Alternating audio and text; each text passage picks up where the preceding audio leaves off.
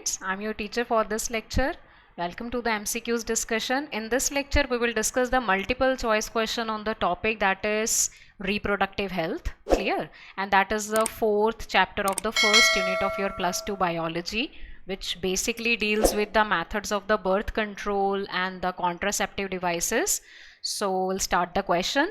तो सबसे पहला क्वेश्चन आप लोगों के पास आता है स्क्रीन पे. The amniocentesis is the detection of, जो एमनियोसेंटेसिस टेक्निक है उसमें आप किस चीज़ का डिटेक्शन करते हो. ठीक है, तो फर्स्ट आप लोगों के पास यहाँ पर आता है chromosomal pattern bye taking the amniotic fluid.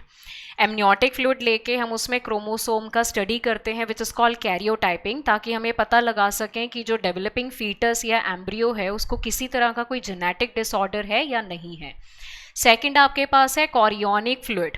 अब पहली बात बेटा, एमनियोसेंटेसिस टर्म है तो amnio word is actually coming from the liquid which is commonly called amniotic fluid, which is the amniotic fluid present in the amniotic cavity. That is why the technique has been given the name amniocentesis, because in this technique we have to study, we have to look out for the amniotic fluid. तो first option में amniotic fluid लेके आप chromosomal pattern पता करोगे, that is correct option. Second में आपके पास लिखा है कॉरियोनिक फ्लूइड, जो कि गलत ऑप्शन है. थर्ड में आपके पास है chromosomal pattern after the child birth. After child birth नहीं होता, it is during the pregnancy. जो टेस्ट कंडक्ट किया जाता है वो प्रेगनेंसी के कॉमनली फर्स्ट ट्राइमेस्टर में किया जाता है. Then chromosomal pattern before the fertilization. अब बिफोर फर्टिलाइजेशन तो वैसे भी पॉसिबल नहीं है क्योंकि हमारे पास जाइगोट बनता नहीं है. तो फर्स्ट का जो करेक्ट ऑप्शन बनेगा that will be the A option, जिसमें हम लोग एमनियोटिक फ्लूइड निकालते हैं और उसको स्टडी करते हैं. उसमें जो फीटल सेल हैं उन फीटल सेल की कैरियोटाइपिंग करी जाती है, जिसमें कि हम क्रोमोसोम का नंबर, शेप और पैटर्न स्टडी करके ये पता लगाते हैं कि डेवलपिंग फीटस को कोई जेनेटिक डिसऑर्डर है या नहीं है. So the technique is called amniocentesis. Clear? Second question हमारे पास आता है in context of the amniocentesis which of the following statement is incorrect. कौन सा स्टेटमेंट आपके पास इनकरेक्ट है? और ये क्वेश्चन बेटा ऑलरेडी नीट 2016 में आ चुका है. सो सबसे पहला ऑप्शन है it is used for the prenatal sex determination. ये टेक्निक है जिससे हम बच्चे का सेक्स पता लगा सकते हैं कि whether the child is male और फीमेल. सेकेंड आपके पास it can be used for the detection of the Down syndrome. आप डाउन सिंड्रोम भी पता लगा सकते हो because Down syndrome is basically a genetic disorder, और ऑब्वियसली इस टेक्निक से हम जेनेटिक डिसऑर्डर्स का भी पता लगा सकते हैं. It can be used for the detection of the cleft palate. Now that is a wrong statement. कुछ ऐसे पर्टिकुलर डिजीज़ हैं जिनका पता एमनियोसेंटेसिस से नहीं लग सकता. उसमें कॉमनली बेटा जो एग्जाम्पल आता है उसमें क्लेफ्ट लिप एंड पैलेट का एग्जाम्पल आता है, जिसमें आपने अगर नोटिस करा हो कि आपका जो अपर लिप और नोज के बीच का ये एरिया है ये प्रेजेंट नहीं होता, तो upper lip is fused with the nose, जिसको बच्चे को बोलने में, स्पीच डिलीवर करने में और स्वेलोइंग करने में बहुत प्रॉब्लम होती है. तो उससे जो फेस का स्ट्रक्चर है वो भी काफ़ी डिस्टर्ब हो जाता है. तो that is called cleft lip and palate which can not be detected by amniocentesis technique. और डी ऑप्शन आपके पास है कि it is usually done when a women is in between 14 to 16 week pregnant. That is also clear, safe माना जाता है during the first trimester of pregnancy. तो 14 to 16 week में इसको कंडक्ट किया जा सकता है. It is not harmful during this period. तो ये भी स्टेटमेंट हमारे पास करेक्ट है. तो जो इनकरेक्ट स्टेटमेंट हमारे पास बनेगा सेकेंड में that will be the C statement. It can be used for the detection of cleft palate, जो कि इनकरेक्ट है. Cleft palate cannot be detected by the technique which is called amniocentesis. Next number third हमारे पास है identify the incorrect statement from those given below. अब आपके पास total बेटा 4 statement हैं. तो सबसे पहला ऑप्शन आपके पास है RCH program created the awareness among the people about the various reproduction related aspect. सबसे पहले जो RCH प्रोग्राम है that is a reproductive and child health care program, जिससे हम लोगों में अवेयरनेस क्रिएट करते हैं रिप्रोडक्टिव रिलेटेड आस्पेक्ट से. Then STD, which is a sexually transmitted disease, can be avoided by educating the people with proper information about the reproduction, adolescence and the related changes. That is also a clear, correct statement. ultrasound have been banned as it was used for the fetal sex determination based upon the chromosomal study. पहली बात तो ये ultrasound जो technique है बेटा, इससे sex पता लग सकता है, but it is not by the chromosomal study. It was not according to this. Chromosomal study से सेक्स पता लगाना is not in the ultrasound, it is in the amniocentesis technique. तो जो सी स्टेटमेंट आपके पास है that is the incorrect statement. तो third में जो करेक्ट ऑप्शन हमारे पास बनेगा that will be the C option. D में बेटा नन ऑफ द अबव है, वो हम नहीं ले सकते. क्लियर. फोर्थ नंबर क्वेश्चन हमारे पास आता है कि which of the following can not be detected in a developing fetus by the amniocentesis, and this question has already comed in the NEET 2013. तो एमनियोसेंटेसिस से मैं पहले ही बता चुकी हूँ, जितनी भी जेनेटिक डिसऑर्डर्स हैं वो आप पता लगा सकते हो. जो जेनेटिक एबनॉर्मेलिटी है, क्रोमोसोमल एबनॉर्मेलिटीज़ हैं, उनके बारे में हम पता लगा सकते हैं अगर वो फीटस में है. तो पहले आपको दिया Klinefelter syndrome which is a genetic disorder, ठीक है, जिसमें कि जो बेबी है वो आगे जाके स्टेराइल मेल बनता है, क्योंकि इसमें जीनोटाइप रहता है 44 + XXY, जो एक तरह का जेनेटिक डिसऑर्डर है. ये हम पता लगा सकते हैं. सेक्स ऑफ द फीटस हमें पता लग सकता है कि वो मेल चाइल्ड है या फिर फीमेल चाइल्ड है. डाउन सिंड्रोम हम पता लगा सकते हैं which is also called 21 trisomy, जिसमें कि क्रोमोसोम नंबर 21 की 3 कॉपीज आ जाती हैं which is an abnormal condition. Jaundice की अगर बात करी जाए तो जॉइंडिस को कॉमनली हिंदी में पीलिया बोलते हैं, जिसमें कि ब्लड में बाइल पिगमेंट्स का अमाउंट ज़्यादा हो जाता है if there is some malfunctioning in the liver, so that can not be detected by the amniocentesis technique. तो फोर्थ में जो करेक्ट ऑप्शन आपके पास बनेगा that will be the D option. Number 5th question हमारे पास है indicator of the improved reproductive health of the society are. तो फर्स्ट ऑप्शन हमारे पास है better detection and the cure of the STD, कि टाइमली अगर एसटीडी डिटेक्ट हो जाएं और उनको हम क्योर कर दें तो हम अपने सोसाइटी की रिप्रोडक्टिव हेल्थ को बेटर बना सकते हैं. That is correct. Improved medical facilities को इम्प्रूव किया जा सकता है. जैसे गांव में जो बैकवर्ड एरियाज़ हैं वहाँ पर अगर हॉस्पिटल, डॉक्टर या नर्सेस प्रोवाइड कर दी जाएं तो उससे काफ़ी ज़्यादा जो हेल्थ है वो इम्प्रूव हो सकती है. Decrease maternal and infant mortality rate. Mortality is basically the death rate. तो अगर मोर्टेलिटी रेट यानी कि डेथ रेट को कम कर दिया जाए मदर का एज वेल एज इन्फेंट का, तो उससे भी कहीं ना कहीं जो हमारी सोसाइटी की रिप्रोडक्टिव हेल्थ है वो बेटर बन सकती है. तो indicator of the improved reproductive health में ये तीनों ऑप्शंस आपके आते हैं. तो करेक्ट आंसर जो बनेगा क्वेश्चन नंबर 5th के लिए that will be the D option, all of the above. Question number 6 आता है पॉपुलेशन एक्सप्लोजन. एक्सप्लोजन का मतलब होता है फटना, मतलब एक चीज़ का सडनली इंक्रीज करना. तो बहुत ही कम टाइम में जो ये पॉपुलेशन सडनली इतनी बड़ी है which is basically called population explosion. तो इसका रीज़न क्या है? सबसे पहले बताते हैं increased frequency of the disease in a population. Disease की जो फ्रीक्वेंसी बढ़ी है उस वजह से कहते हैं पॉपुलेशन एक्सप्लोजन हुआ है. That is not possible. Rapid increase in the population number. Population number जो सडनली बढ़ा है, ठीक है, दैट इज़ करेक्ट यहाँ पे. रैपिड डिक्रीज, अब अगर डिक्रीज होगा तो फिर उससे एक्सप्लोजन नहीं होगा क्योंकि उससे तो नंबर इन डिक्रीज हो रहा है पॉपुलेशन का. सो that is not the correct option. Correct option जो बनेगा क्वेश्चन नंबर 6 में वो बी बनेगा, rapid increase in the population number. क्योंकि कुछ सालों में मेडिकल फैसिलिटीज़ बढ़ने की वजह से और लिविंग स्टाइल अच्छा होने की वजह से जो IMR है, इन्फेंट मोर्टेलिटी रेट, वो डिक्रीज कर चुका है. मैटरनल मोर्टेलिटी रेट डिक्रीज कर चुका है. और लोग जो कि यंग एज में है, that is in the reproducible age, उस एज के लोगों का पॉपुलेशन बढ़ा है जिस वजह से there is a population explosion. तो 6 का जो करेक्ट ऑप्शन बनेगा that will be the B option. Question number 7 हमारे पास आता है an ideal contraceptive. Ideal contraceptive उसको माना जाता है which actually help in the birth control. So that kind of the device is known as the contraceptive device. Ideal वो है जिसमें सारी प्रॉपर्टीज होंगी। कौन कौन सी? जैसे फर्स्ट आपके पास ऑप्शन है user friendly, easy to use होना चाहिए, whether it is used by the male और the female partner, it should be easy to use, user friendly. Reversible होना चाहिए, ठीक है। और सी ऑप्शन में है बोथ ए एंड बी, जो कि बिल्कुल करेक्ट है। डी आपके पास है इंक्रीज द सेक्सुअल डिराइव। पहली बात, आइडियल कॉन्ट्रासेप्टिव डिवाइस वो माना जाता है जो किसी भी तरीके से सेक्सुअल डिजायर में कोई भी इंटरफेरेंस ना करे। तो it should be user friendly, it should be reversible. तो करेक्ट ऑप्शन जो क्वेश्चन नंबर 7 के लिए यहां पर बनेगा that will be the C option.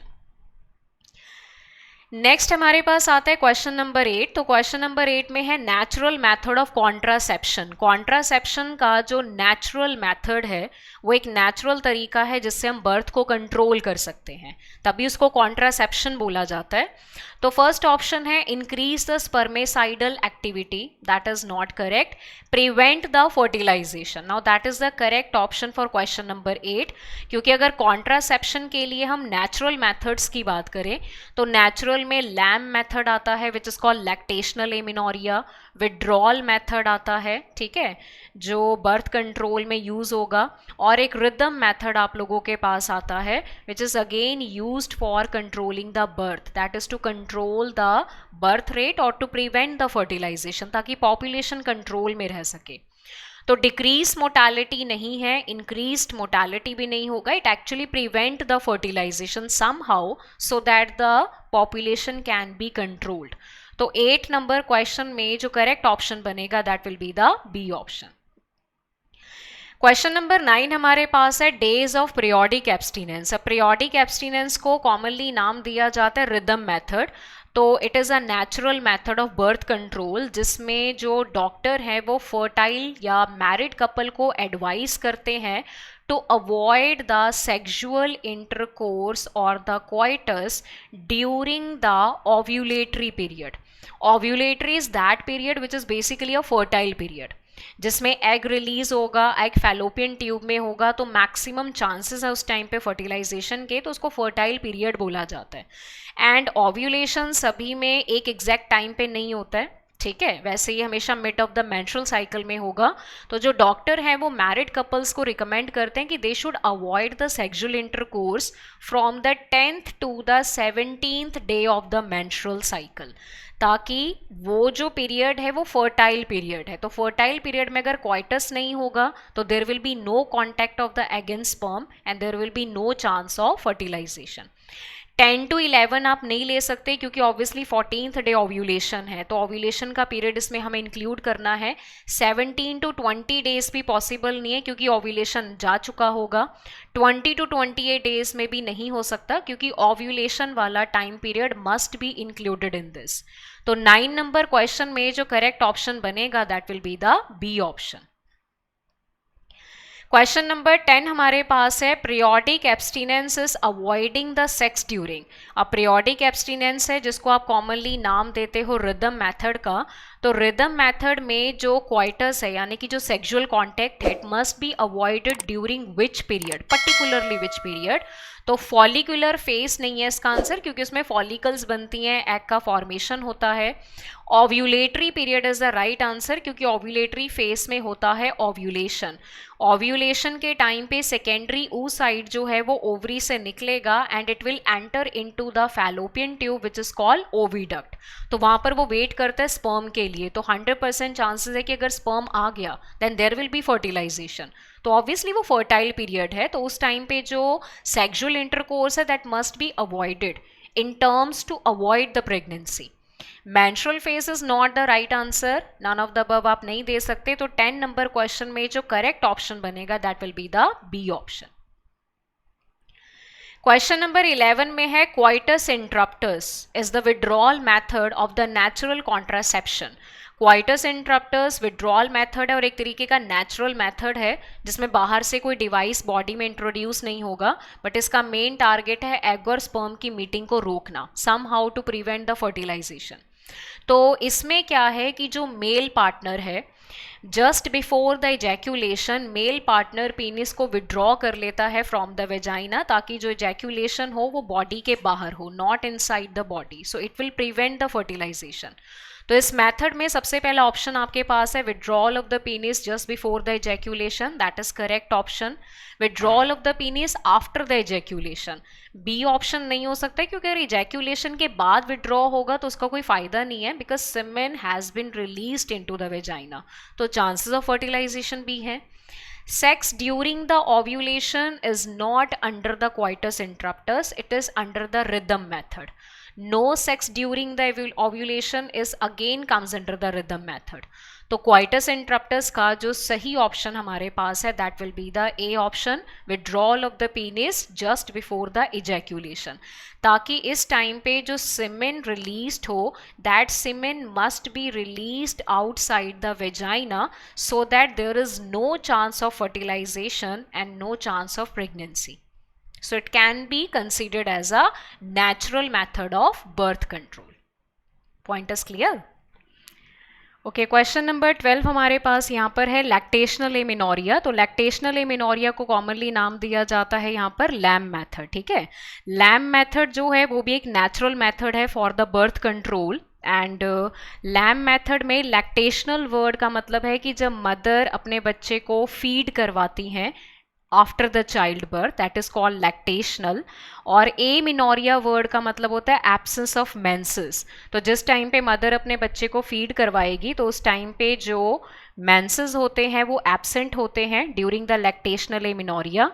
तो सबसे पहला ऑप्शन आपके पास है absence of menses in the adult age. Adult age में जो मेंसेस हैं वो एब्सेंट है, ये गलत है हमारे पास। Absence of menses in the elderly age, that is again incorrect. Absence of menses during the lactation, now that is a correct option. Lactation वो है जब मदर अपने बच्चे को फीड करवाती है, that is in case of a nursing mother, clear. Just after the child birth जब वो इंटेंस फीडिंग करवाते हैं तो उस टाइम पे मेंसेस कुछ टाइम के लिए एब्सेंट रहते हैं, तो that is the method which is called lactational amenorrhoea. और डी आपके पास है no menses during the pregnancy. इसमें कोई डाउट नहीं है कि प्रेगनेंसी में मेंसेस नहीं होते हैं, लेकिन उसको लैक्टेशनल एमिनोरिया नहीं बोला जाता है।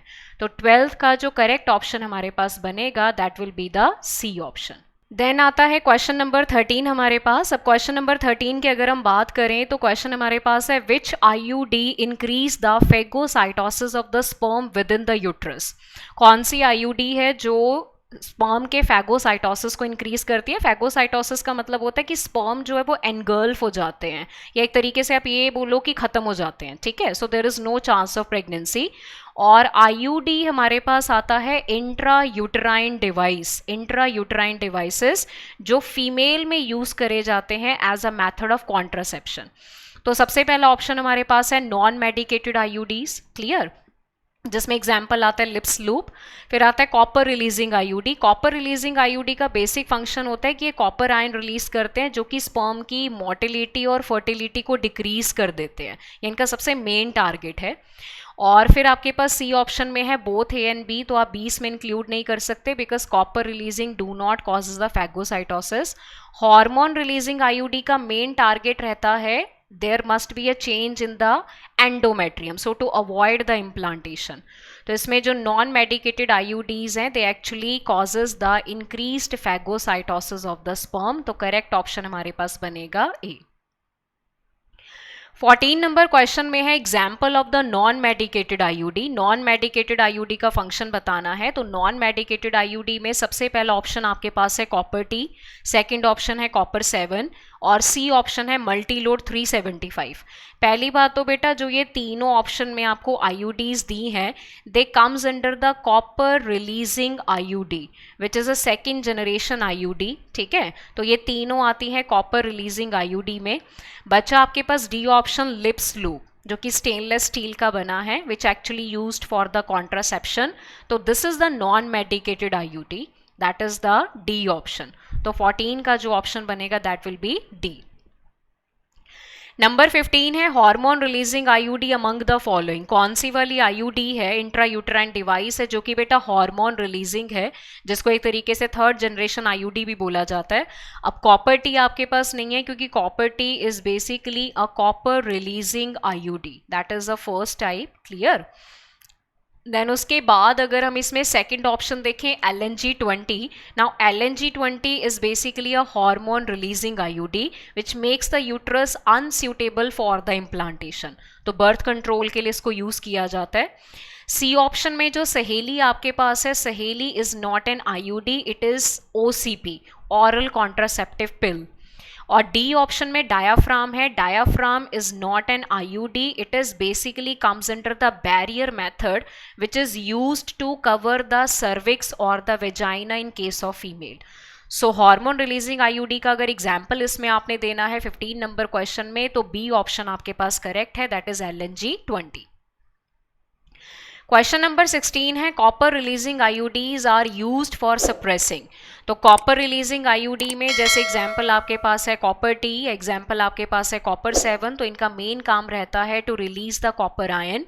और ये जो कॉपर आयन है ये डिक्रीज करते हैं किसको, motility as well as fertility of the sperm, ताकि फर्टिलाइजेशन को रोका जा सके। तो सबसे पहले है inhibit the implantation, that is not correct.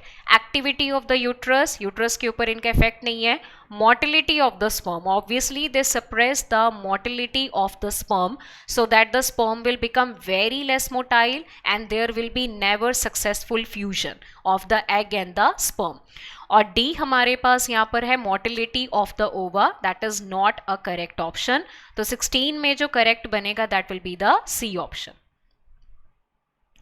Question number 17 आता है कि pills have to be taken daily. पहले तो देखो डेली लिखा है तो मतलब यहाँ पर जो बात हो रही है बेटा वो डेली पिल्स की हो रही है।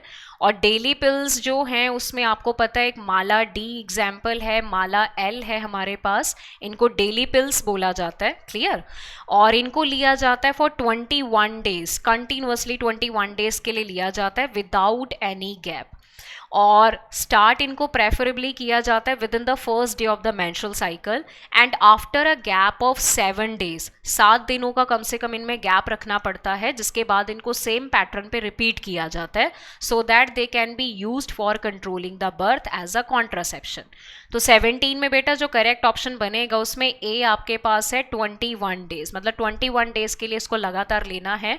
और बी है गैप पीरियड, गैप पीरियड कम से कम 7 डेज का रहता है इसमें, तो बी ऑप्शन आपके पास करेक्ट ऑप्शन है।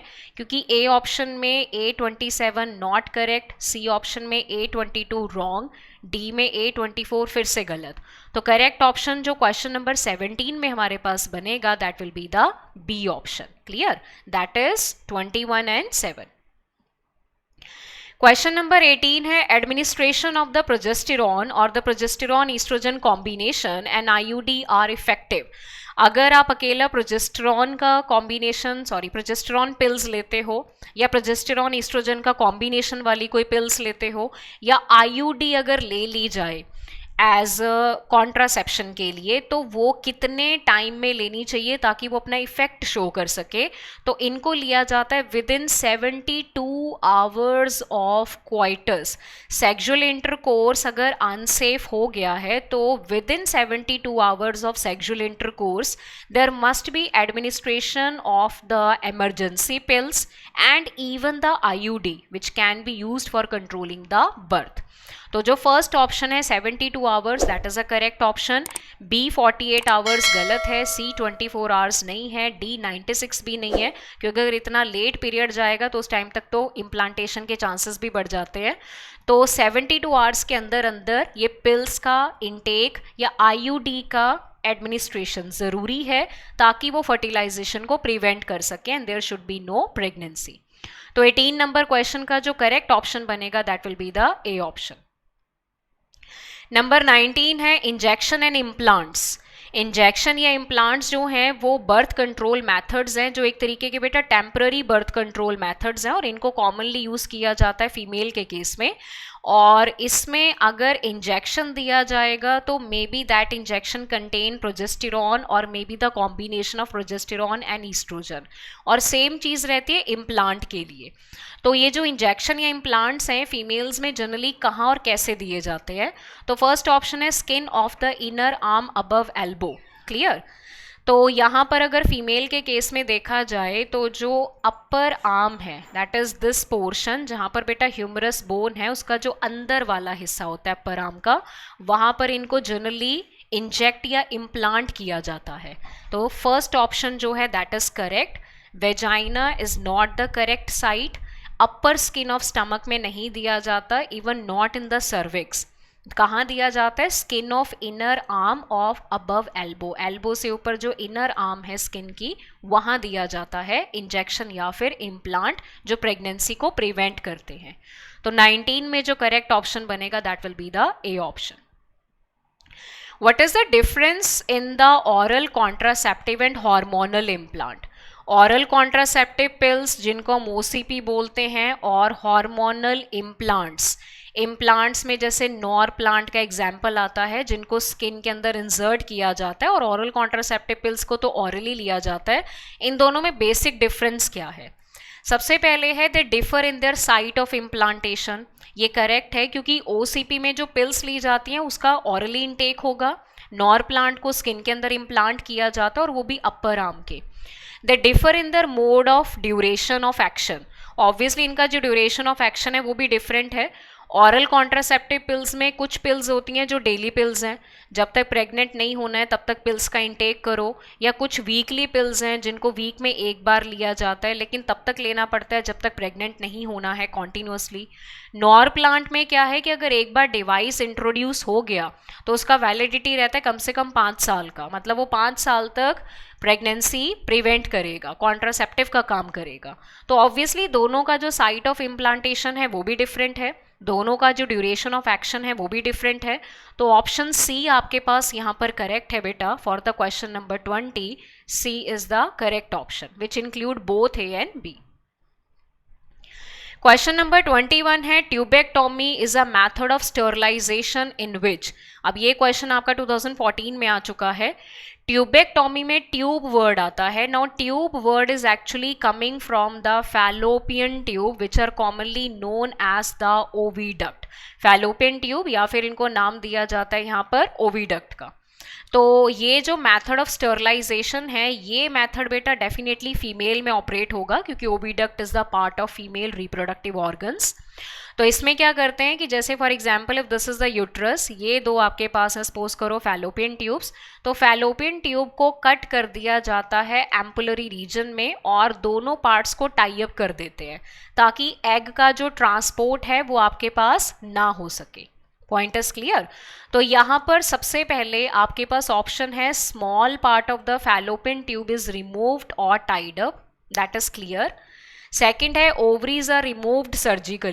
तो यहाँ पर क्वेश्चन में आपके पास ट्यूबेक्टोमी की बात चल रही है, तो ट्यूबेक्टोमी में फर्स्ट ऑप्शन है small part of the fallopian tube is removed और tied up, that is correct, ताकि जो एग का ट्रांसपोर्ट है वो प्रिवेंट हो जाए। एग अगर एम्पुला में नहीं पहुंचेगा तो there will be no chance of fertilization. Ovary are removed surgically. Now that is not a procedure under the tubectomy. Small part of vas deferens. Vas deferens basically female reproductive organs का part नहीं है, mail का part है और इस technique को हम नाम देते हैं vasectomy. It is not under the tubectomy. So ये भी incorrect है. Uterus is removed surgically. Surgical removal of the uterus is not a birth control method and it is not known as tubectomy. तो 21st में जो correct option हमारे पास बनेगा that will be the A option. Clear? Then 22nd हमारे पास है name the part cut and tied up in the male sterilization, also name the procedure. तो मेल में जो स्टरलाइजेशन टेक्निक है उसमें जो पार्ट कट किया जाता है वो वास डिफरेंस है। Vas deferens is also known as the sperm duct because it is carrying the sperm. तो इस पार्ट को कट करके टाई अप कर दिया जाता है ताकि स्पर्म का ट्रांसपोर्टेशन ना हो सके। तो ऐसे मेल जब सीमेन रिलीज करेंगे तो that semen is actually without the sperm, it only contain the secretion of all the 3 accessory sex gland but there is no sperm in the semen. और प्रोसीजर को यहाँ पर नाम दिया जाता है vasectomy. Clear?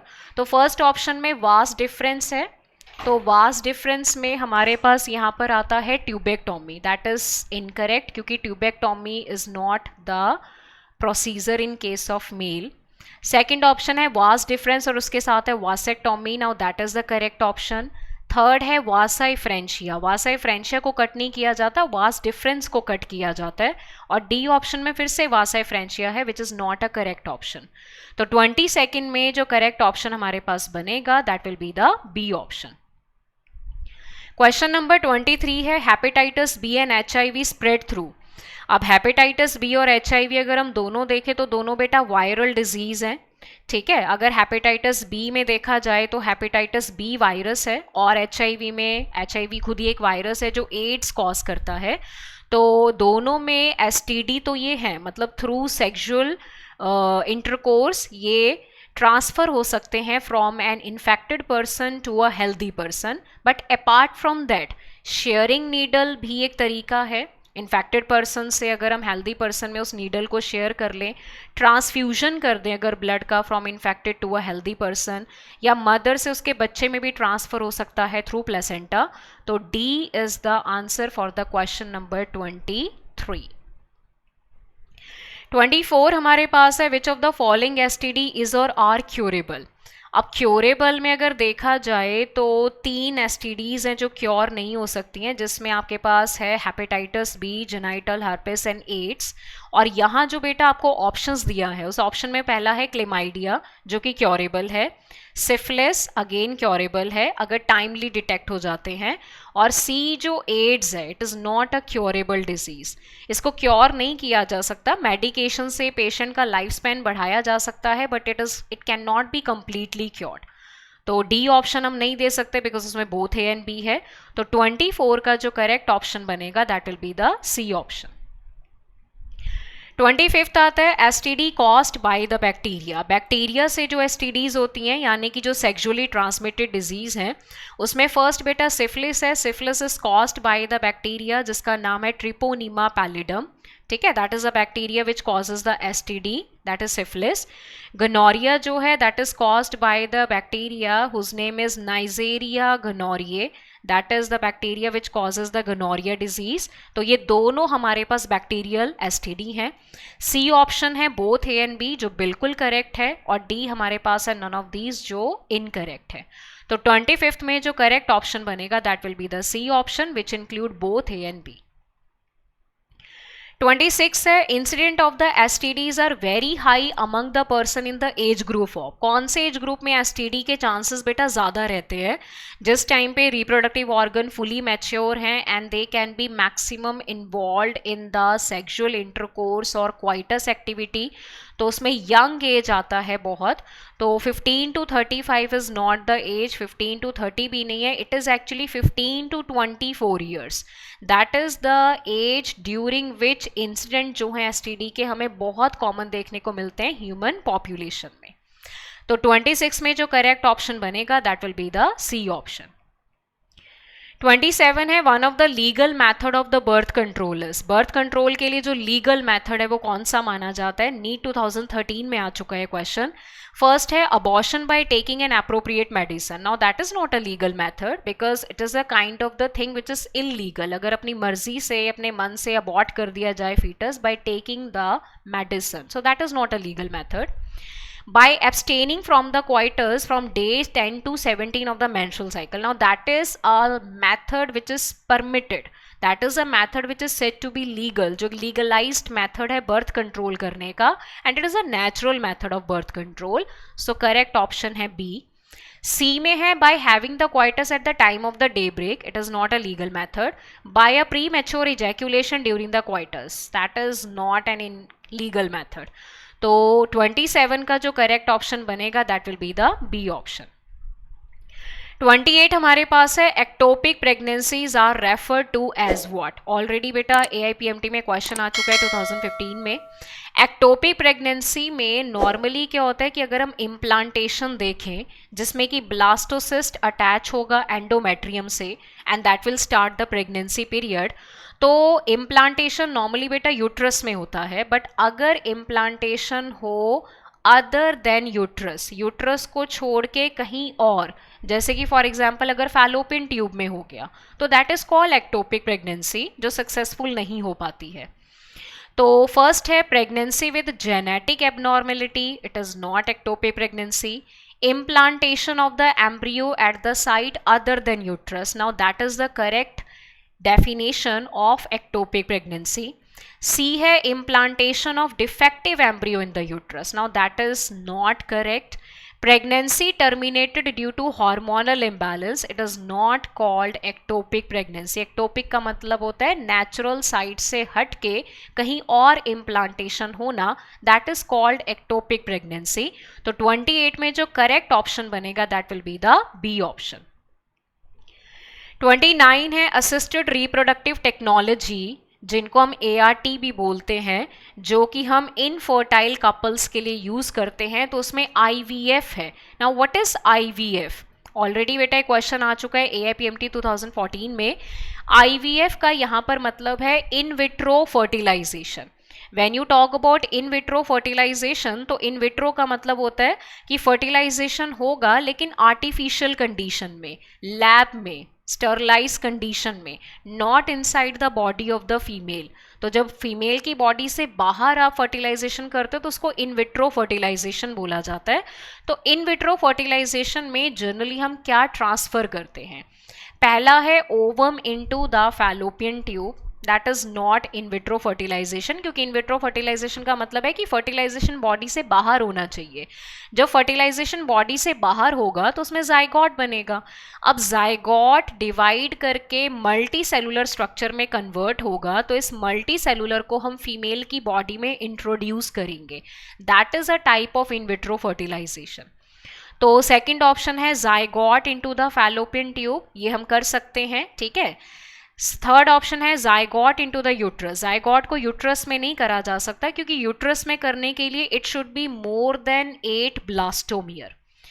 Embryo with 16 blastomere into the fallopian tube, ये possible नहीं है, क्योंकि अगर फैलोपियन ट्यूब में डालना है तो it should be less than 8 और you can say up to 8, not more than 8। तो यहाँ पर जो करेक्ट ऑप्शन बनेगा according to the question, that is the second option, that is the introduction of the zygote into the fallopian tube, कि fertilization बाहर कर दी, zygote बन गया और देन उसको डिवाइड करवाने के लिए डाल दिया गया फैलोपियन ट्यूब में। क्वेश्चन नंबर 30 है IVF in which the early zygote with up to 8 blastomere is transferred to the fallopian tube is called what? देखो बेटा 8 ब्लास्टोमियर है, यानी कि 8 सेल स्टेज है, अप टू 8 सेल स्टेज। तो अप टू 8 सेल स्टेज का मतलब है कि अभी प्रॉपर हमारे पास मोरूला भी नहीं बना है, तो उसको हम ट्रांसफर कर देते हैं फैलोपियन ट्यूब में, ताकि जो फर्दर उसकी डेवलपमेंट है वो फैलोपियन ट्यूब में प्रोसीड हो जाए। तो इस टेक्निक में हम इसको नाम देते हैं जिफ्ट का। तो जिफ्ट का फुल फॉर्म क्या है? Zygote intra fallopian transfer. Zygote intra fallopian transfer का मतलब ये हुआ कि जो हमारे पास जाइगोट है वो हमने कहाँ ट्रांसफर कर दिया? फैलोपियन ट्यूब में, दैट इज कॉल्ड जिफ्ट। क्योंकि अगर आप इसमें गिफ्ट की बात करो, जो सेकंड ऑप्शन है गिफ्ट का मतलब है गैमीट इंट्रा फैलोपियन ट्रांसफर, जिसमें हम गैमीट का ट्रांसफर करेंगे, so it is not the option. ICSI का मतलब है intra cytoplasmic sperm injection, that is not under this technique. IUI है इंट्रा यूट्राइन इंसेमिनेशन, जो कि इस टेक्निक में नहीं आता है। तो जिस टेक्निक में आप अप टू 8 ब्लास्टोमियर स्टेज को फैलोपियन ट्यूब में इंट्रोड्यूस करोगे तो उसको जिफ्ट बोला जाता है। तो करेक्ट ऑप्शन जो क्वेश्चन नंबर 30 में बनेगा that will be the A option, that is ZIFT। Question number 31 हमारे पास है IVF in which the zygote with more than 8 blastomere is transferred into the female body. अब मोर देन 8 ब्लास्टोमियर है बेटा, मोर than 8 cell stage है, तो मोर than 8 को हम हमेशा इंट्रोड्यूस करते हैं यूट्रस में, तो इसको बोलते हैं IUT। What is IUT? It is called intra uterine transfer, कि जो मोर देन 8 ब्लास्टोमियर स्टेज है उसको हमने कहाँ इंट्रोड्यूस कर दिया? यूट्रस में। गिफ्ट इसमें नहीं आएगा, जिफ्ट हम ऑलरेडी पढ़ चुके हैं, less than 8। ICSI is intracytoplasmic sperm injection. तो 31 का जो करेक्ट ऑप्शन बनेगा that will be the A option. 32 में हमारे पास है the test tube baby program employs which one of the following technique. ये क्वेश्चन भी ऑलरेडी PMT में आ चुका है। टेस्ट ट्यूब बेबी में कौन सा प्रोग्राम है जो हम यूज कर सकते हैं? इंट्रासाइटोप्लाज्मिक स्पर्म इंजेक्शन ये नहीं कर सकते, ठीक है। इंट्रा यूट्राइन इंसेमिनेशन में तो स्पर्म इंट्रोड्यूस करे जाते हैं डायरेक्टली इनटू द वेजाइना और into the uterus. Gamete intrafallopian transfer में ओवा इंट्रोड्यूस किया जाता है फीमेल की फैलोपियन ट्यूब में, क्योंकि उसमें ओव्यूलेशन नहीं हो रहा। Zygote intrafallopian transfer that is called ZIFT. अब यहाँ पर हम test tube baby programme use करते हैं क्योंकि इसमें होता है IVF, इन विट्रो फर्टिलाइजेशन। तो 32 में करेक्ट ऑप्शन बनेगा D option. IUT stands for what? IUT is basically the introduction of a stage which is more than 8 blastomere directly into the uterus of the female. So it is called intrauterine transfer, IUT. So B is the correct option for the question number 33. 34 आता है false statement about the GIFT. GIFT के लिए कौन सी statement false है यहाँ पर? Zygote in the fallopian transfer, that is clear. आप जाइगोट को फैलोपियन ट्यूब में ट्रांसफर करते हो। It is a type of in vitro fertilization, ये भी क्लियर है। Embryo with more than 8 blastomere are use, now that is incorrect statement. More than 8 होगा बेटा तो उसको यूट्रस में डालते हैं, तो उसको IUT बोलते हैं, ZIFT नहीं बोलते हैं। Zygote और embryo with up to 8 blastomere are used, now that is correct statement। तो false statement बनता है जिफ्ट के लिए C। तो 34 का करेक्ट ऑप्शन कौन सा बना? C option. 35 में है what is false for GIFT. GIFT के लिए फॉल्स क्या है? गिफ्ट बेसिकली है gamete intrafallopian transfer. It is a technique जिसमें कि फीमेल में ओव्यूलेशन नहीं होता है, तो किसी फीमेल से एग कलेक्ट करके हम इस फीमेल की बॉडी में इसके फैलोपियन ट्यूब में डायरेक्टली इंट्रोड्यूस करते हैं, इसलिए इसको गैमीट इंट्राफैलोपियन ट्रांसफर बोला जाता है, which is correct. Ovum is transferred into the oviduct, which is again correct. Zygote is transferred into the fallopian tube. अब ये हमारे पास रॉन्ग स्टेटमेंट है, जाइगोट नहीं ट्रांसफर होता है, इसमें ओवम ट्रांसफर किया जाता है क्योंकि फीमेल में ओवम बनता नहीं है। It is used when the receptive female is not able to ovulate, which is again a correct statement. तो फॉल्स स्टेटमेंट 35 में बनता है C ऑप्शन। 36 है childless couple can be assisted to have a child through a technique called GIFT and the full form of this technique. और बहुत simple question है, already देखो 2015 में आ चुका है, ऐसे सिंपल क्वेश्चंस भी आते हैं यहाँ पर। गैमीट में है गैमीट इंट्राफैलोपियन ट्रांसफर, तो पहला है बेटा इनसेमिनेटेड, जो टर्म यहाँ पर बिल्कुल गलत है। सेकंड है गैमीट इंट्राफैलोपियन ट्रांसफर, जो बिल्कुल क्लियर है। Gamete internal fertilization and transfer is not the correct statement. Germ cell internal fallopian transfer again incorrect.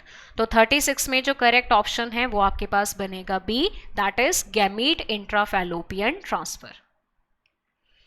37 है ICSI। अब ICSI वो टेक्निक है जिसमें एग का, क्योंकि साइज स्पर्म से बड़ा है और उसका साइटोप्लाज्म भी अबंडेंट है, तो हम नीडल के थ्रू स्पर्म को डायरेक्टली एग के साइटोप्लाज्म में इंजेक्ट करते हैं। This is called intracytoplasmic sperm injection. तो इसमें जो सही ऑप्शन हमारे पास बनेगा वो है B option, intracytoplasmic sperm injection. 38 है which of the following method is used when the male partner is unable to inseminate the female partner due to the low sperm count. Male में अगर sperm count low है, देखो पर ejaculation sperm का number 200 से 300 million होना चाहिए, that is पर इजैक्यूलेशन। अगर नंबर इससे कम है तो उसको लो स्पर्म काउंट माना जाता है, जिसमें male is not able to fertilize the female.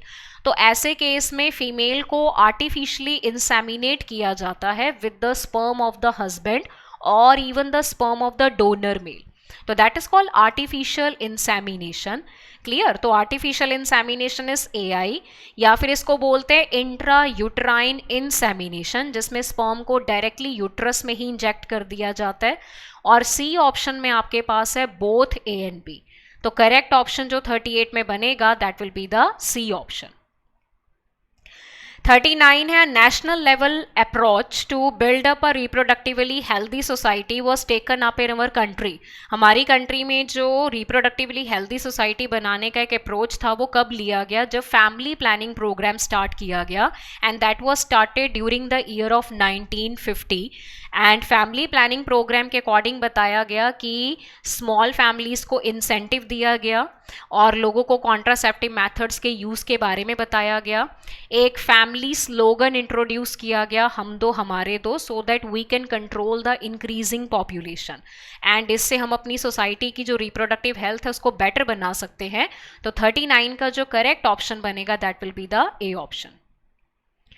40th में आपके पास है इंक्रीज्ड आईएमआर। अब आप इन्फैंट मोर्टेलिटी रेट अगर बढ़ाते हो, यानी कि इन्फैंट का जो डेथ रेट है अगर वो इंक्रीज करते हो, और साथ ही साथ आप एमएमआर को डिक्रीज करते हो, यानी कि मैटरनल मोर्टेलिटी रेट, मदर का जो डेथ रेट है वो आप डिक्रीज करते हो, तो पॉपुलेशन में क्या होगा?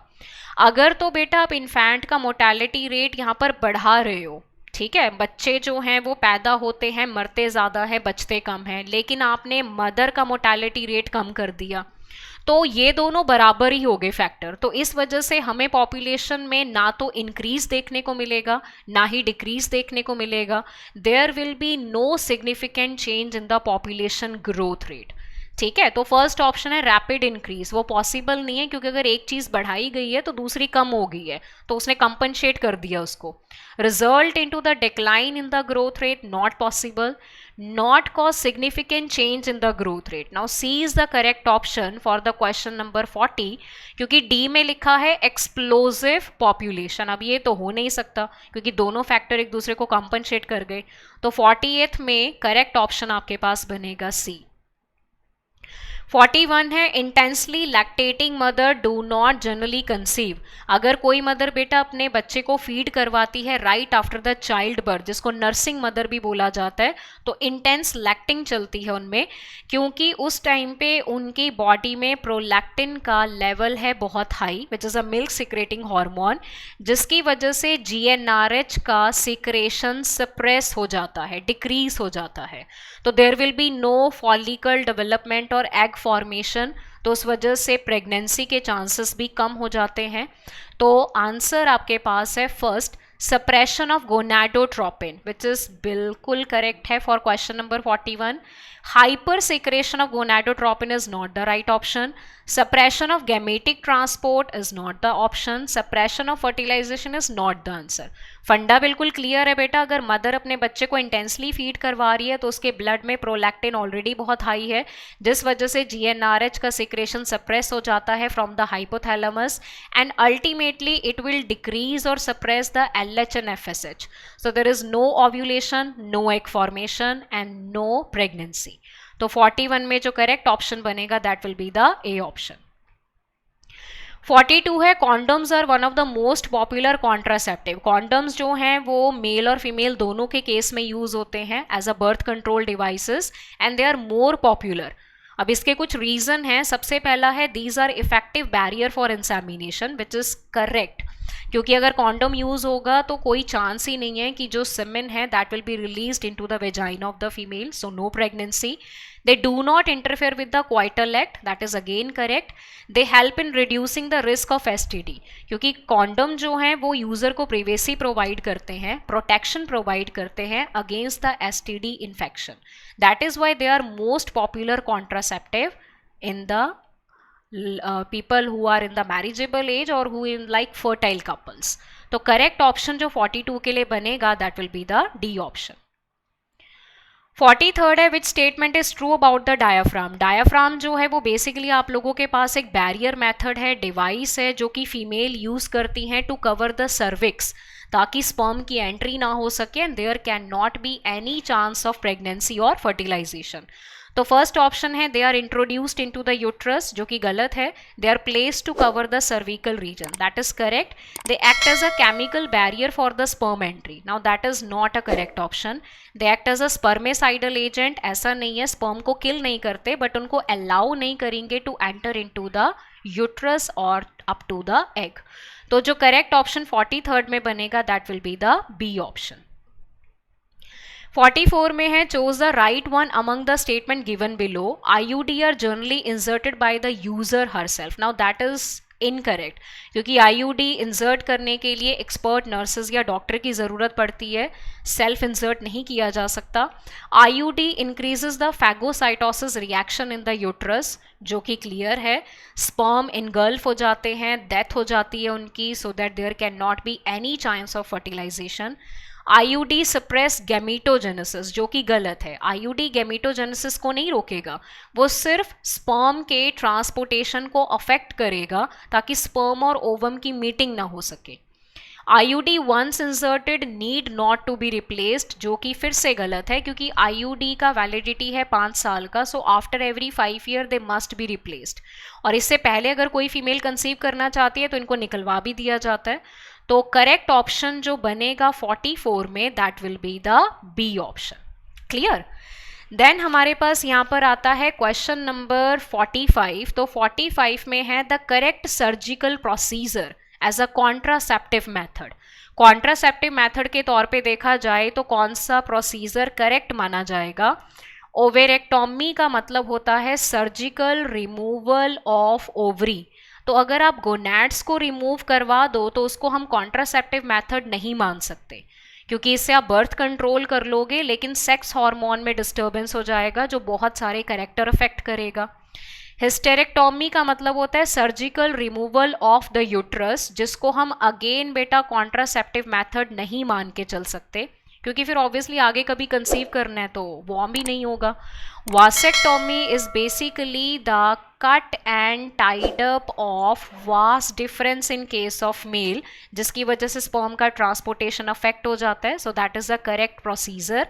Castration is basically the surgical removal of the testis, जो कि अगेन गोनैड का रिमूवल है, जिसको हम कॉन्ट्रासेप्टिव मेथड नहीं मान सकते because it will also affect the hormone secretion. तो जो करेक्ट सर्जिकल प्रोसीजर आपके पास है 45th में that will include the C option which is called vasectomy. Clear.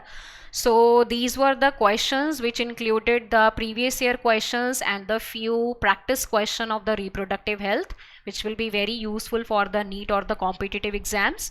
So that's all for this lecture. Hope you are enjoying the benefits of our courses. Thank you and bye bye.